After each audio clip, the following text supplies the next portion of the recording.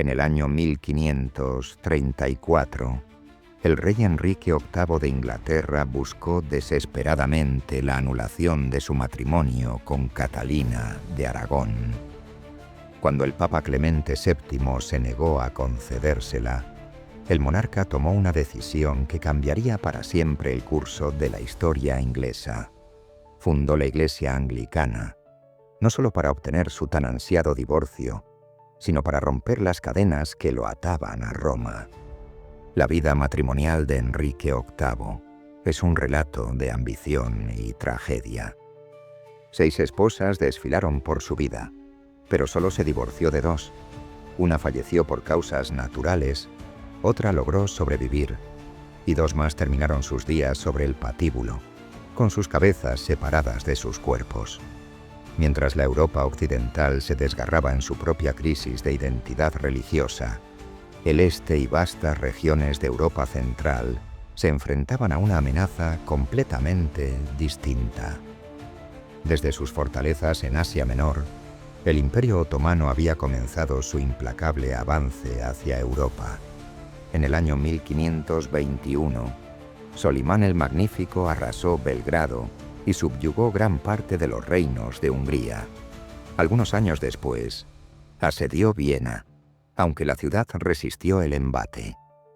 En el año 1539, un poderoso ejército otomano de 60.000 guerreros sitió la guarnición española de Castelnuovo, en las costas del Adriático, forzando a la orgullosa Venecia a rendirse y ceder todos sus territorios en el Egeo y Grecia. Es importante señalar que la presencia otomana en Europa no era universalmente rechazada. Francia se alió con los otomanos contra su enemigo común, los Habsburgo. Juntos, estas 2 naciones cosecharon grandes victorias en el Mediterráneo. Sin embargo, con esta expansión llegaron también los horrores y atrocidades del Imperio Otomano. El comercio de esclavos era la sangre vital que alimentaba su imperio. Las incursiones navales en las ciudades costeras europeas eran constantes. Hombres, mujeres y niños eran capturados en las costas francesas, holandesas, italianas, inglesas e incluso islandesas, para luego ser transportados al Mediterráneo oriental y vendidos como mercancía. Pero quizás lo más brutal fue la práctica del impuesto de sangre, que se extendió por toda Europa oriental y central.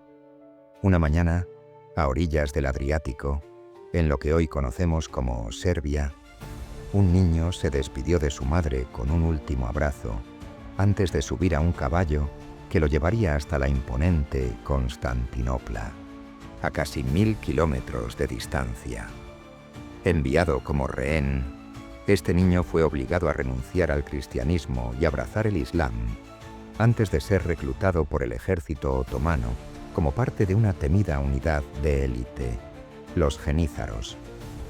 Su nombre era Yerj Kastrioti Skanderbeg, y durante las 3 décadas siguientes ascendería hasta convertirse en uno de los más brillantes generales del imperio.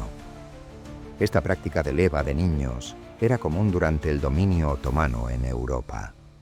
Aunque ofrecía poder a quienes eran considerados ciudadanos de segunda clase, también sembraba un profundo resentimiento. Skanderbeg es recordado principalmente por desertar contra sus amos otomanos y liderar una revuelta que duró 25 años en Serbia contra sus conquistadores. Este no fue un caso aislado. Muchos consideraban la práctica del impuesto de sangre como bárbara e inhumana, contribuyendo directamente a la demonización del Islam en Occidente. España, en particular, se opuso firmemente a la expansión otomana. Ambos imperios terminarían enfrascados en una guerra religiosa que abarcó múltiples continentes, enfrentando nuevamente al cristianismo y al Islam. Pero antes de esto, los españoles estaban ocupados librando otra guerra religiosa, no contra musulmanes o invasores extranjeros, sino contra el rey inglés y su nueva religión, el protestantismo. El comportamiento protestante era considerado abominable por el rey Felipe II, quien se veía a sí mismo como un católico devoto y defensor de la fe. Por otro lado, la reina Isabel I, gobernante protestante de Inglaterra, representaba una amenaza para sus creencias religiosas. Así que Felipe envió la legendaria Armada Española hacia las costas inglesas. La flota española navegaba bajo los estandartes de la Iglesia Católica, símbolo de la misión divina que creían emprender. Marineros, soldados y comandantes se consideraban guerreros de Dios, luchando por la preservación y el triunfo de su fe católica. El enfrentamiento entre la Armada española y la inglesa fue, en esencia, una batalla religiosa, librada en el vasto escenario del océano. Cuando los españoles fueron derrotados, los británicos interpretaron su victoria como una señal divina del triunfo de la fe protestante. A principios del siglo XVII, las potencias europeas se lanzaron a la búsqueda de nuevas tierras y riquezas. Los ingleses fundaron Jamestown en Virginia, enfrentando innumerables dificultades, pero perseverando. Los holandeses establecieron puestos comerciales en las Indias Orientales y construyeron un poderoso imperio mercantil. Los franceses fundaron Quebec, aventurándose en las inhóspitas tierras salvajes para comerciar con pieles. Los españoles ya contaban con prósperas colonias en Sudamérica, generando inmensas riquezas para su corona. Aunque las guerras religiosas parecían interminables, en el año 1618, católicos y protestantes volvieron a enfrentarse. El emperador Fernando II ascendió al trono del Sacro Imperio Romano Germánico, un vasto reino compuesto por diversos territorios.